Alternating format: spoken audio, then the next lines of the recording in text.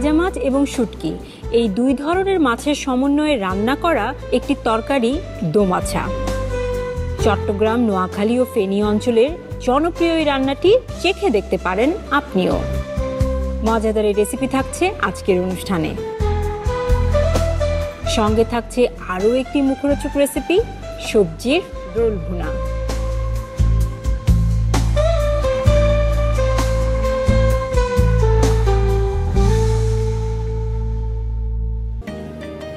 কি মুশকিল, কেউ খাবে তাজা মাছ, কেউ খাবে শুটকি।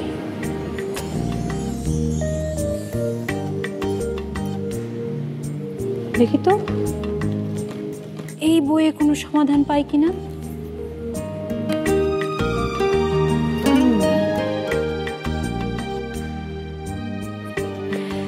এত রেসিপির সমাহার ঘটেছে এই বইটিতে যে রান্না নিয়ে যে কোনো টেনশনই দূর করে দিতে পারবে এই বইটি।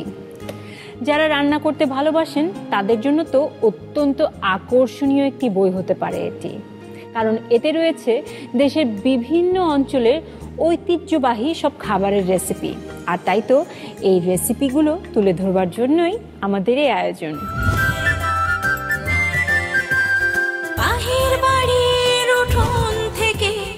ভেতর বাড়ির হেসে গল্পে মায়ায় জড়িয়ে থাকে নানান স্বাদের মিশে। দুই মলাটে বেঁধেছিলেম বাংলার সেই স্বাদ, ভুবন জুড়ে ছড়াবো এবার এই জেগেছে স্বাদ, এই বাংলার স্বাদ, রাঁধুনিদের স্বাদ, রাঁধুনির রান্নাঘর, বাংলার সেরা 100 রেসিপি।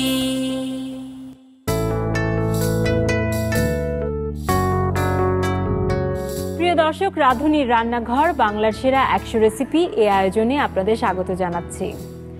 একসময় রান্না ছিল একটি প্রয়োজনীয় বিষয়, কালের পরিক্রমায় তা এখন হয়ে উঠেছে একটি শিল্প। এই শিল্পকে আরো প্রসারিত করতে অনবরত কাজ করে চলেছে রাঁধুনি। আর এই অনবরত একটি প্রয়াসের অনন্য উদ্যোগ হচ্ছে এই বইটি, রাঁধুনির রান্নাঘর, বাংলার সেরা 100 রেসিপি। এই বইয়ের রেসিপিগুলো নিয়েই কিন্তু আমাদের এই আয়োজন। আজকে আমরা কি কি রেসিপি তৈরি করছি? আজকে আমরা তৈরি করছি দোমাছা এবং সবজির রোল ভুনা।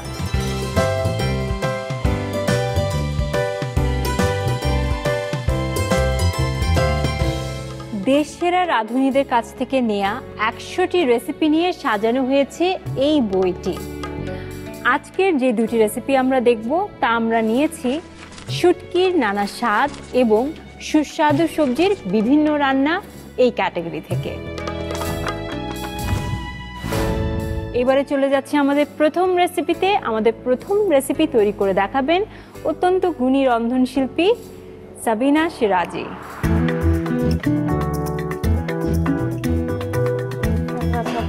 ভালো আছি আপা, আপনি কেমন আছেন? এই তো আছি ভালো। বসেন। আপা, দোমাছা এটা আমি জানি যে চট্টগ্রামের বেশ ঐতিহ্যবাহী একটি খাবার। কখনো খাওয়ার সুযোগ যদিও হয়নি, কিন্তু অনেক শুনেছি এর নাম। নামেই বোঝা যাচ্ছে দুটি মাছের সমন্বয়ে একটি রেসিপি। একটু যদি শুনি রেসিপিটা সম্পর্কে। এটা অ্যাকচুয়ালি অনেক পুরনো রেসিপি। এইটাতে শুটকি মূলত, আর সাথে আমাদের মিঠা পানির মাছ, যেটা আমরা জিওল মাছ বলি চট্টগ্রামের ভাষায়, এই দুইটা মিক্স করে যে কোনো একটা শুটকি থাকবে, সাথে একটা মাছ থাকবে, এই জন্য এটার নাম দোমাছা। আর এই রান্নাটা আমি দেওয়ার মূল কারণ হচ্ছে এই রান্নাটা কিন্তু হারিয়ে যাচ্ছে আজকাল, একেবারে করাই হয় না। শিমের বিচি দিয়ে মাছ করা হয়, কিন্তু এইটা হারিয়ে যাচ্ছে বিধায় আমি মাথায় রেখে এটা আমি রেসিপি বুকে দিয়েছি। কেন হারিয়ে যাচ্ছে এই রেসিপিটি? কেন এখন সবাই একটু অন্য লাইনে মডার্ন রান্নাগুলোর দিকে ধাবিত হচ্ছে, যেই কারণে এই রেসিপিগুলো এখন কিন্তু অবহেলিত বলা যায়। আরেকটা বিষয় আমার মনে হয় যে এই বই আপনিও খেয়াল করেছেন যে এটি ইংরেজি একটা ট্রান্সলেশন আছে, যাতে এটি মানে বিশ্বের চারিদিকে যাতে ছড়িয়ে পড়ে। আপনি একবার মেনশন করেছিলেন যে যারা বাইরে পড়াশোনা করছে বা প্রবাসী বাঙালিরা আছে, প্রবাসী বাঙালিদের যে প্রজন্মটা আমাদের ভবিষ্যৎ প্রজন্ম, ওইখানে ওদের জন্ম হচ্ছে, দেশের প্রতি ওদের ভালোবাসাটা আছে, কিন্তু ওরা এগুলো পায় না। যে ওদের হয়তো ইচ্ছা হয় জানতে, খেতে ইচ্ছা করে। বইটাতে যেহেতু ইংলিশে আছে, যে এখানে থাকলে তো বাংলাটা ওরা শিখতো। তো আমার মনে হয় যে এটা অনেক ভালো হয়েছে, তারা ওইটা পড়ে বুঝে তারা করে করে এই জিনিসটা আমাদের বিশ্বের অন্যান্য দেশেও ছড়িয়ে যাবে। ইভেন যেটা হয় যে এখনকার যারা বাইরে যে সকল ছেলেমেয়েরা থাকে, বাংলাদেশি হয়তো বিদেশে বড় হয়েছে, তাদের আবার কালিনারি বিষয়েও অনেক আগ্রহ রয়েছে। অনেক আগ্রহ রয়েছে। তো দেখা যায় যে কালিনারি বিষয়ে যখন তারা পড়াশোনা করছে, তখন কেননা নিজের দেশের রান্না সম্পর্কে জানার একটা তো তাদের চেষ্টা থাকে, সেক্ষেত্রে এই বইটা অনেক বেশি সহায়ক হিসেবে কাজ করবে তাদের জন্য। আমার মনে হয় যে ভিনদেশিরাও কিন্তু চায় যে যে কেউ তার দেশীয় রান্না, যেটা আমরা কখনো শুনিনি দেখিনি, সেটা যাতে তুলে আনে। আমি এটাও দেখেছি যে ওইখানে বর্ন অ্যান্ড ব্রট আপ হওয়ার কারণে যেটা হচ্ছে, ওরা যে বিয়ে করছে হয়তো ফরেনার ছেলে বা ফরেনার মেয়ে, তাদের মাঝেও আমি খেয়াল করেছি বাইরে যে একটা আগ্রহ যে হাজবেন্ডের দেশের রান্না অথবা ওয়াইফের দেশের রান্নাটা সম্পর্কে খেতে বা সেটা কি করে করবে তার প্রতি খুব আগ্রহ থাকে। এই বইটা অনেক সহায়ক সেই ব্যাপারে। একদম আপা।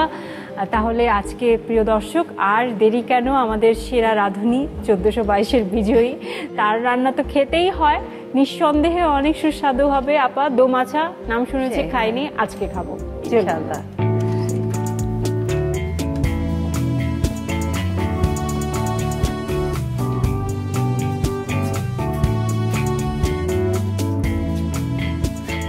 আপু, দোমাছা, তো আমরা কি কি মাছ নিচ্ছি? এখানে আমি 2 ধরনের শুটকি মনে হয় দেখতে পাচ্ছি। না, এটা শিং মাছ। শিং মাছ। আর এটা হচ্ছে ছুরি শুটকি। ওটাই কাটা এখানে? হ্যাঁ, ঠিক আছে। একটা আমি দর্শকদের সুবিধার জন্য করে দেখাবো। ঠিক আছে, শিওর। আমি তাইলে অন করছি।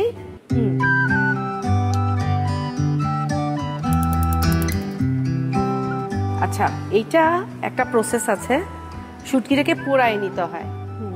মাথা লেজ ধরে ভিতরের পাটটাকে ভালো করে পুড়িয়ে নিতে হবে। চুলায় এভাবে পোড়াতে হবে। তাতে কি হবে? তাতে শুটকিটা ফ্রেশ হওয়া আর উপরে যে পশমগুলো, ওগুলো এখানে তো লেগে আছে, খুব কুইকলি এটা উঠে যাবে, পরিষ্কার হয়ে যাবে শুটকিটা। অবশ্যই ছুরি শুটকি পুড়িয়ে নিতে হয়। আমি এটা দেখালাম।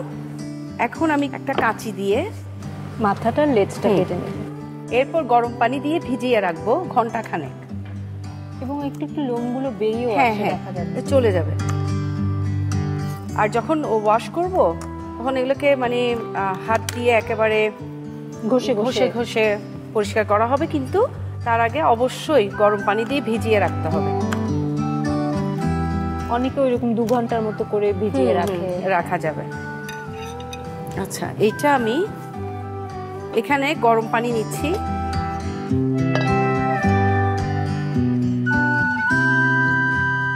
গরম পানিতে এটা আমি ভিজিয়ে রাখবো ঘন্টাখানেক।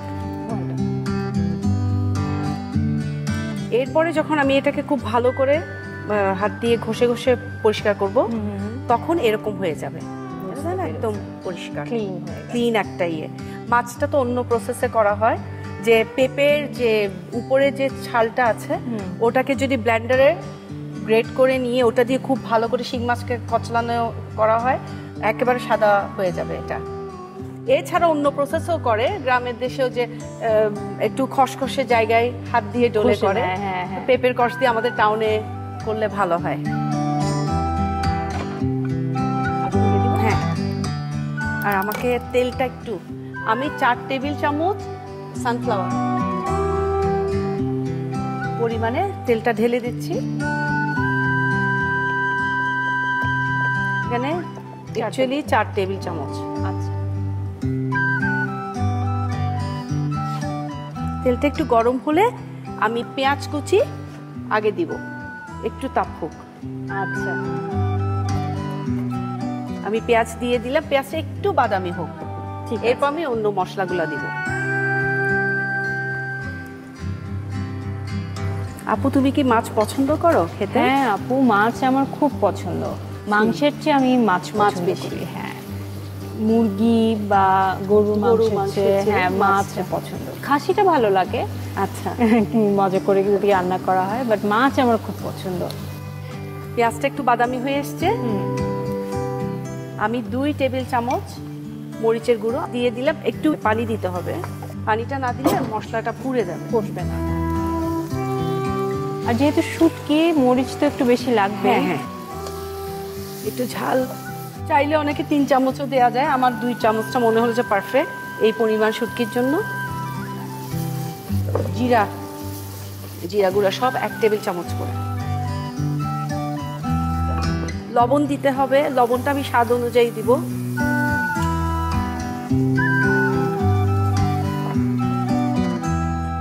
এটা স্বাদ মতো দেওয়া যায়, আমি তাও 1 টেবিল চামচ দিলাম।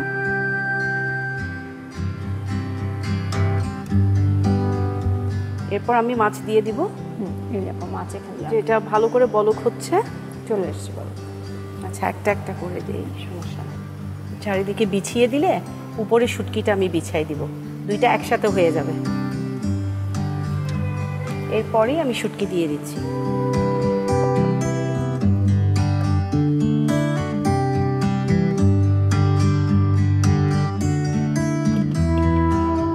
তাহলে আমরা যে মাছটা সিদ্ধ হওয়া পর্যন্ত যতটুকু সময় লাগে সেটা 15-20 মিনিট মনে হয়।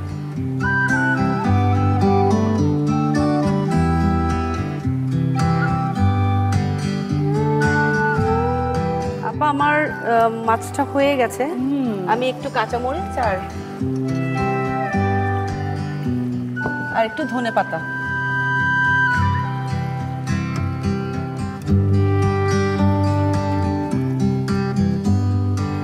এখন আমি চুলাটা কিন্তু বন্ধ করতে পারি।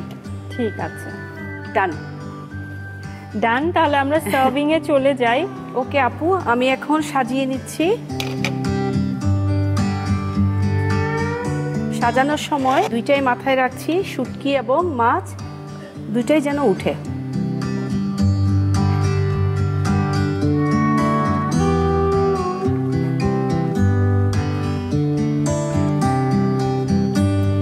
বাকিগুলো না পারে সুন্দর।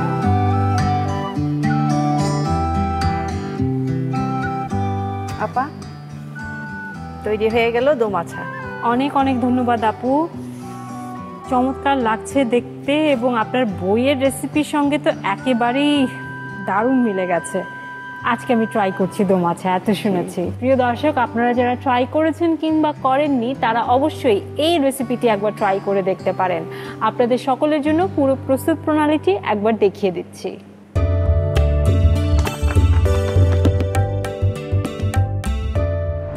দোমাছা রান্নায় প্রয়োজনীয় উপকরণ: ছুরি শুটকি 300 গ্রাম, শিং বা মাগুর মাছ 500 গ্রাম, তেল 4 টেবিল চামচ, পেঁয়াজ কুচি 1 কাপ, মরিচের গুঁড়া 2 টেবিল চামচ, হলুদের গুঁড়া 1 টেবিল চামচ, জিরার গুঁড়া 1 টেবিল চামচ, কাঁচা মরিচ 8 থেকে 10টি, ধনেপাতা কুচি 2 টেবিল চামচ, লবণ স্বাদ মতো। দোমাছা রান্নার শুরুতে একটি হাঁড়িতে 4 টেবিল চামচ তেল গরম করে তাতে 1 কাপ পেঁয়াজ কুচি দিয়ে বাদামি রং হওয়া পর্যন্ত ভাজুন। পেঁয়াজ ভাজা হলে এতে 2 টেবিল চামচ মরিচের গুঁড়া দিয়ে সাথে পরিমাণ মতো পানি যোগ করুন। এছাড়াও এতে 1 টেবিল চামচ করে হলুদের ও জিরার গুঁড়া দিয়ে সামান্য কষিয়ে সাথে স্বাদ মতো লবণ যোগ করুন।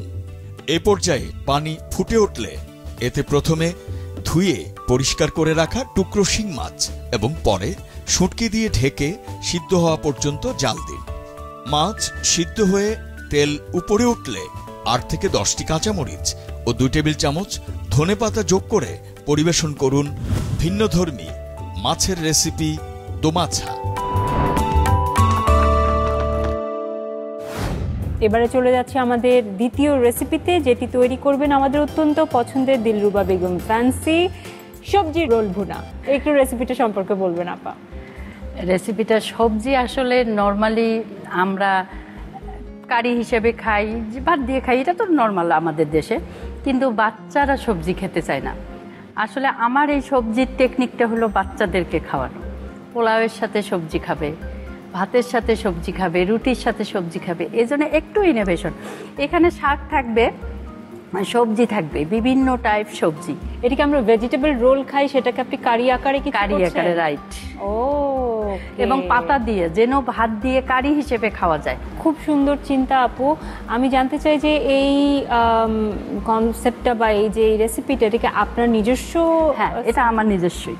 আচ্ছা আচ্ছা, বাট এটা কোনো অঞ্চল ভিত্তিকের কোনো ইয়ে নেই? আমরা যখন রাঁধুনির বইটা যখন মানে আমাদের কাছে যখন রেসিপি চাওয়া হয়, তখন কিন্তু বিভিন্ন বিভাগ উল্লেখ করে দেয়া হয়। সবজির একটা বিভাগ আছে, মাছ মাংস, শুটকি, ভর্তা, ডাল, এরকম সবজির। তা সবজি সাধারণত আমরা মাছ দিয়ে সবজি রান্না করি, সবজি ভাজি করি, কিন্তু আমার চিন্তা হলো যে একটু ইনোভেশন, একটু অন্যরকম। সবজি যারা খাবে না বা পছন্দ করবে না বাচ্চারা, নতুন একটা ডিশ দেখলে তারা কিন্তু ট্রাই করে। এটাই হলো আমার টেকনিক। এবং টেকনিকটা আপনি যেটা বললেন সবচেয়ে সুন্দর যেটা আমার লাগলো, স্ন্যাক হিসেবে না। আচ্ছা ঠিক আছে, স্ন্যাক হিসেবে তো খেয়ে ফেলছে, কিন্তু যখন ভাতের টেবিলে আমরা পরিবারের সাথে বসবো, তখন যাতে ভাত খাওয়ার একটা আগ্রহ থাকে, সেই জন্য এরকম একটা পরিবেশনা করা যেতেই পারে। এবারে পরিবেশনাটা কি সেটা তো দেখতে হবে, সেজন্য রান্নাঘরে চলে যেতে হবে। চলুন আপনার।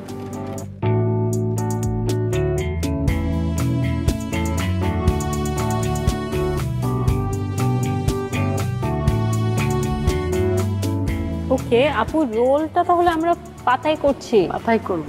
আচ্ছা আচ্ছা আচ্ছা, কি পাতা এটা? এটা পালং পাতা। আমি এখানে মানে হালকা গরম পানিতে পাতাটা একটু চুবিয়ে রেখেছি। আচ্ছা, এই 20 থেকে 30 সেকেন্ড। ওখান থেকে নিয়ে নর্মাল পানিতে। এটা কেন? এটা না করি তাহলে পাতাটা মানে আমি রোল করতে পারবো না, ভেঙে যাবে। একটু নরম করার জন্য, একটু নরম করার জন্য এটা করা। ঠিক আছে, তাহলে আপা চলুন আমরা তাহলে পুরো প্রসেসে চলে যাই। হ্যাঁ,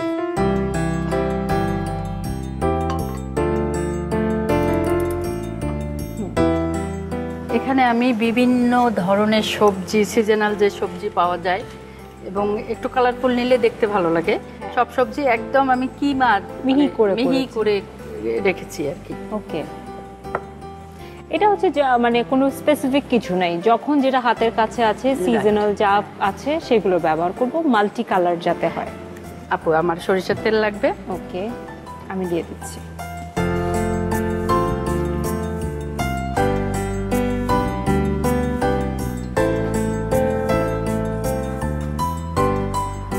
এখানে আমি পেঁয়াজ বাটা দিব সবজি রান্নার ক্ষেত্রে, 1 টেবিল চামচ। ওকে,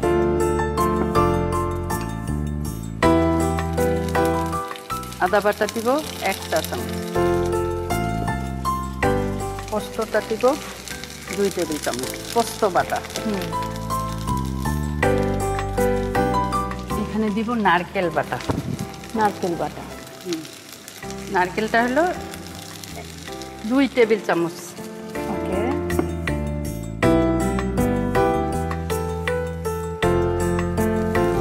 আমি এখানে লবণ স্বাদ মতো দিব।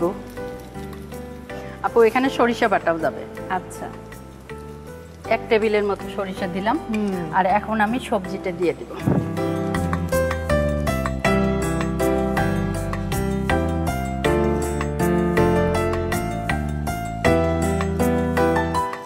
হলুদ 1/2 চা চামচ,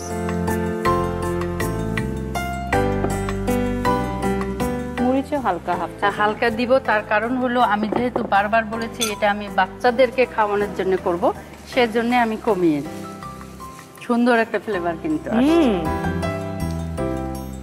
আমি আরেকটু পরে এটা নামিয়ে নিব, তার কারণ যেহেতু এটা আবার আমার রান্নায় যাবে, আরেকবার চুলায় যাবে। দারুণ।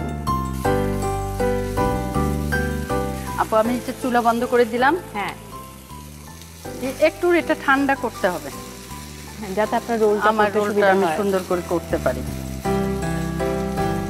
আমি কিন্তু এটা মানে ব্ল্যাঞ্চিং পদ্ধতি অবলম্বন করেছি। যেটা বললেন আপনি যে ভিজিয়ে রেখেছেন 15-20 মিনিট, মানে গরম পানিতে দিয়ে কয়েক সেকেন্ড পর আবার ঠান্ডা পানিতে আমি আর কি ব্ল্যাঞ্চিং পদ্ধতিতে নিয়েছি। 3টে একসাথে নিয়েছেন যাতে এটা পুরু হয়। পুরু হয়, হ্যাঁ।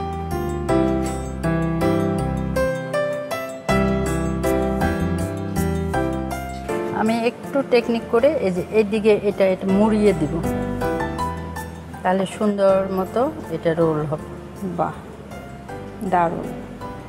এই যে আমার রোল এদিকেও এটা এইভাবে দিলে হয়ে যাবে। এই যে আমার রোল হয়ে গেল, একটা রোল হলো। ছোটদের সবজি খাওয়ানোর কি অভিনব কায়দা, যতই দেখছি অভিভূত হচ্ছি।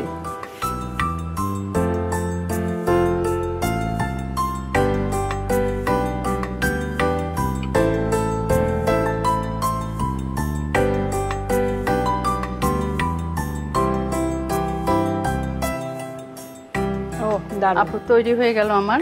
এখন আমি এটা রান্নার ইয়েতে যাব।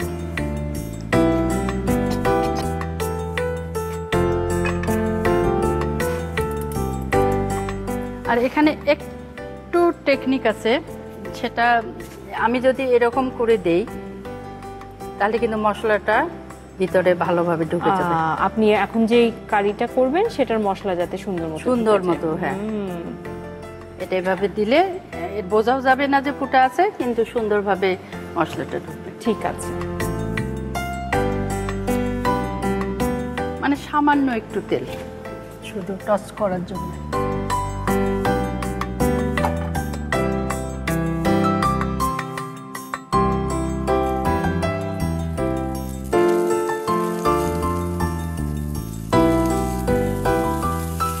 এটা একটু ভেজে নিব, ভেজে হালকা একটু ভেজে, হ্যাঁ। এটা মোটামুটি হয়ে গেছে আমার।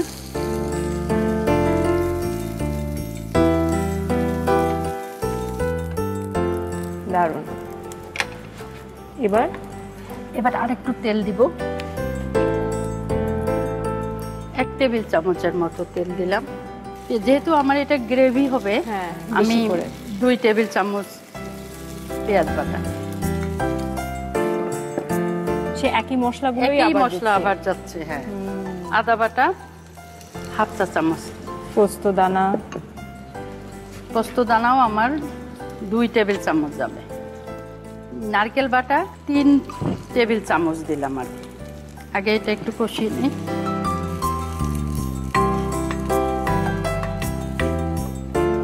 লবণ দিব স্বাদ মতো।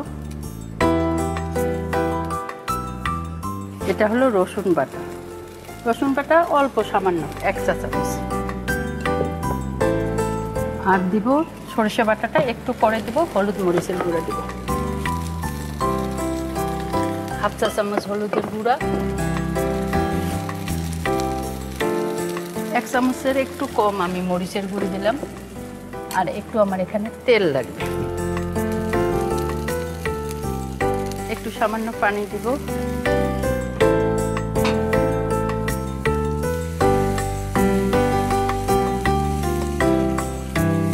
একটু ভালো করে কষিয়ে নেব যেন স্মেলটা, কাঁচা গন্ধটা চলে যায়। এখন আমি সরিষা বাটা দেব।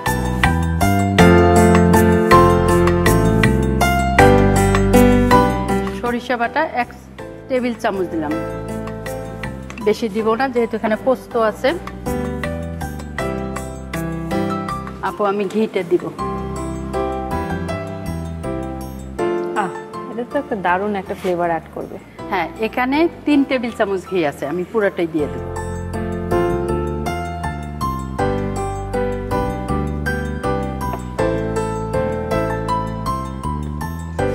আপু কালারটা দেখেছেন, একদম মশলা আমার কষানো হয়ে গেছে।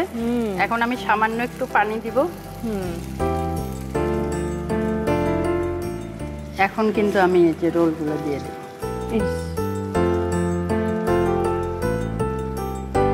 এবং আপনি যেহেতু পাতায় একটুখানি টুথপিক দিয়ে ফুটো করে নিয়েছেন, তো সুন্দর মতো মশলাগুলো ভেতরে সবজিতেও কিন্তু চলে যাবে। আমি এই যে মশলাটা গায়ে গায়ে দিয়ে দিব। এটা আর রান্না করার কিছু নাই। এটা আমার যেহেতু সবজি আগে কুক করা আছে, পাতা ব্ল্যাঞ্চিং করা আছে, এখানে শুধু আমি যেটা করব, কাঁচা মরিচ দিব, একটু পিছনটা চিড়ে দিব শুধু ফ্লেভারের জন্য, আর দেব ধনে পাতা।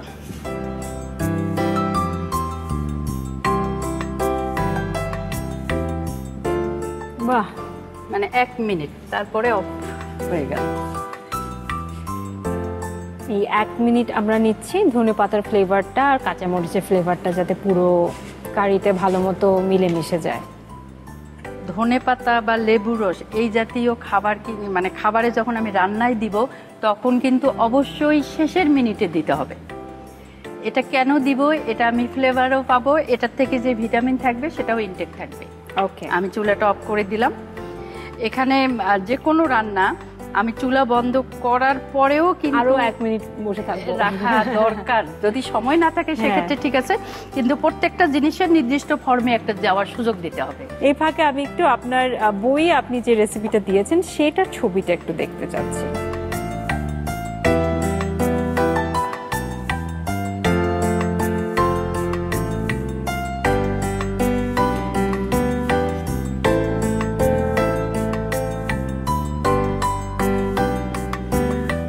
আপু, তৈরি হয়ে গেল সবজির রোল ভুনা। চমৎকার আপু। পিচ্চি বাচ্চারা, ফাঁকিবাজির দিন কিন্তু শেষ। এবারে সবজি খেতেই হবে এবং না খেয়ে কিন্তু উপায় নাই, কারণ অনেক মজাদার হয়েছে এই সবজিটি। আমি দেখে এবং ঘ্রাণই বুঝতে পারছি, এবং পরিবেশনা এত দারুণ আপা, ঠিক বইয়ের মতো করে আপনি সাজিয়েছেন। প্রিয় দর্শক, পুরো প্রস্তুত প্রণালীটা তো আমরা আরেকবার দেখতেই চাই, দেখে নিন।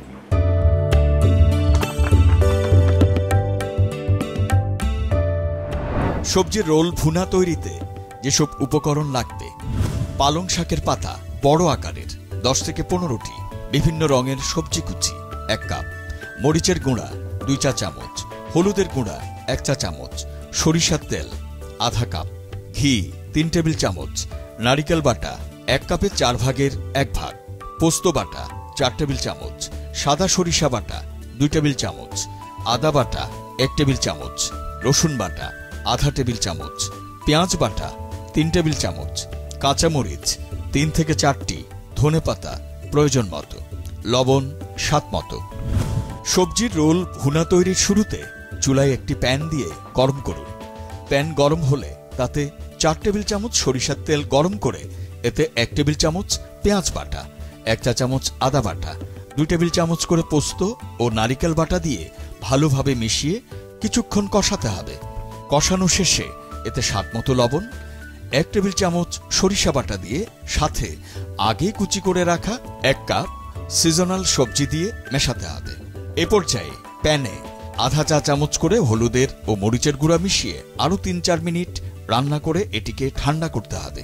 সবজি ঠান্ডা হলে আগে গরম পানিতে ভেজানো পালং পাতা একসাথে 3-4টি করে বিছিয়ে তার উপর রান্না করা সবজি দিয়ে রোল বানিয়ে নিন।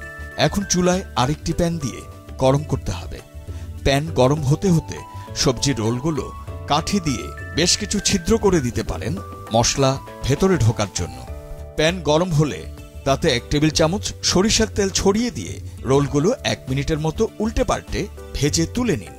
এখন এই প্যানেই আবারও 1 টেবিল চামচ সরিষার তেল গরম করে তাতে 2 টেবিল চামচ পেঁয়াজ বাটা, আধা চা চামচ আদা বাটা, 2 টেবিল চামচ পোস্ত বাটা, 3 টেবিল চামচ নারিকেল বাটা মিশিয়ে কিছুক্ষণ কষাতে হবে।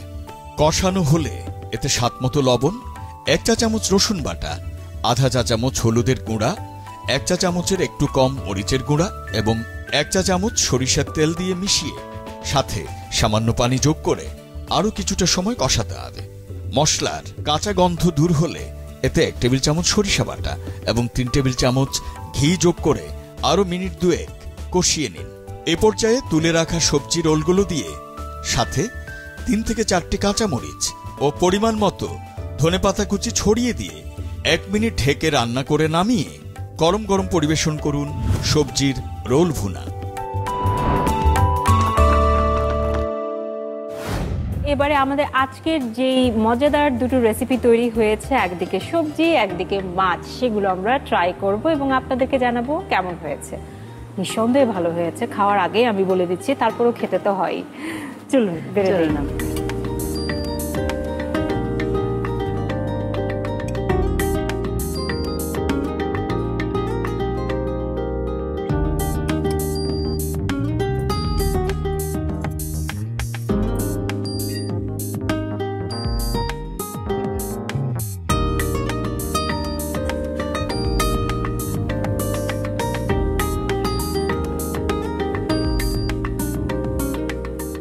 আপনার মাছটাও কি বেড়ে দিব? হ্যাঁ, একবারে। এটা হচ্ছে দোমাছা। দোমাছা, ঠিক আছে আপু। হ্যাঁ ঠিক আছে আপু, আপনাকে দেই একেবারে অল্প। হ্যাঁ ঠিক আছে, ওকে। আমি বোঝার চেষ্টা করছি কোনটা শুটকি কোনটা মাছ। দুইটাই মাছ উঠছে।